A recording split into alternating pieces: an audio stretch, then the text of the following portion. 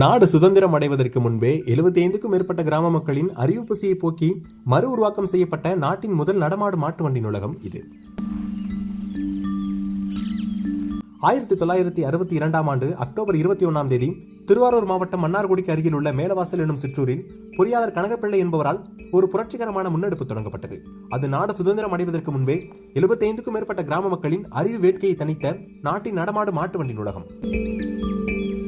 ஆசியாவின் பூர்வீக நூலகமாக தஞ்சையில் உள்ள சரஸ்வதி மகால் நூலகம் போற்றப்படும் நிலையில் பொதுமக்களின் அறிவு தாகத்தை தீர்த்ததில் இந்த மாட்டு வண்டி நூலகமே முதன்மை பெறுகிறது.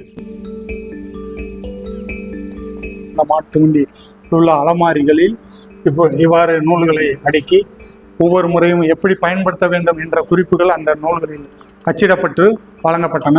ஒவ்வொருவரும் தேவையான நூல்களை எடுத்து இந்த ஒரு ஊரிலிருந்து இன்னொரு ஊருக்கு சென்று வரும் முறையில் எவ்வளவு நாட்கள் வேண்டுமோ அவர்கள் வைத்துக்கொண்டு நூல்களை வைத்து படித்து கொண்டு திரும்ப இந்த நூலக வண்டியிலேயே ஒப்படைக்கப்பட்டன.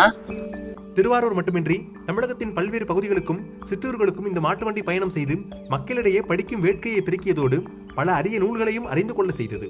தனது வண்டியில் சுமந்து சென்றது 75க்கும் மேற்பட்ட கிராம மக்களின் அறிவை. இங்கு பராமரிக்கப்பட்ட 3000க்கும் மேற்பட்ட அரிய நூல்களும் 20,000க்கும் மேற்பட்ட நூல் பிரதிகளும் வாசிக்கப்பட்டுள்ளன. அறிவு களஞ்சியமாக திகழ்ந்த இந்த மாட்டு வண்டி நூலகத்தை ஒரு பொக்கிஷமாக பாதுகாக்கும் பொருட்டு அதே வடிவில் ஒரு அச்சு மாட்டு வண்டி தயாரிக்கப்பட்டு தஞ்சாவூர் தமிழ் பல்கலைக்கழக நூலகத்தில் மக்களின் பார்வைக்கு வைக்கப்பட்டுள்ளது.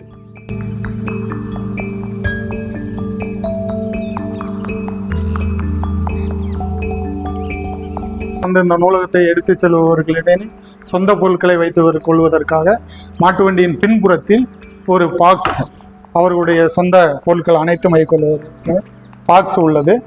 தன்னார்வலர்கள் இருந்தார்கள். அவர்கள் தனக்குரிய ஊரில் உள்ள மாடுகளை பயன்படுத்தி ஒரு ஊரிலிருந்து இன்னொரு ஊருக்கு எடுத்து சென்றார்கள். பயணம் செய்த நூல்கள் அனைத்தையும் எடுத்து படிப்பது இலவசமாகவே எந்த ஒரு கட்டணமுமின்றி மக்கள் பயன்படுத்துவதற்காக கொடுத்து வாங்கப்பட்டன.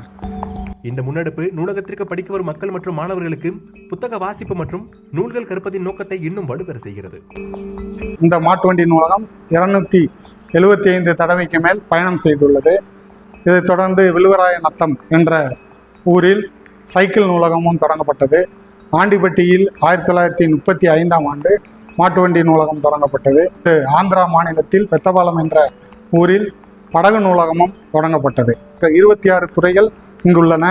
இந்த 26 துறைகளுக்கு தேவையான அனைத்து நூல்களும், ஆய்வுக்கு தேவையான அனைத்து நூல்களும் மற்றும் அரிய நூல்களும் இங்கு சுதந்திரம் வாங்குவதற்கு முன் உள்ள அரிய நூல்கள் இங்கு பாதுகாக்கப்பட்டன. ஆய்வு மாணவர்களுக்கு வழங்கப்பட்டு வருகின்றன.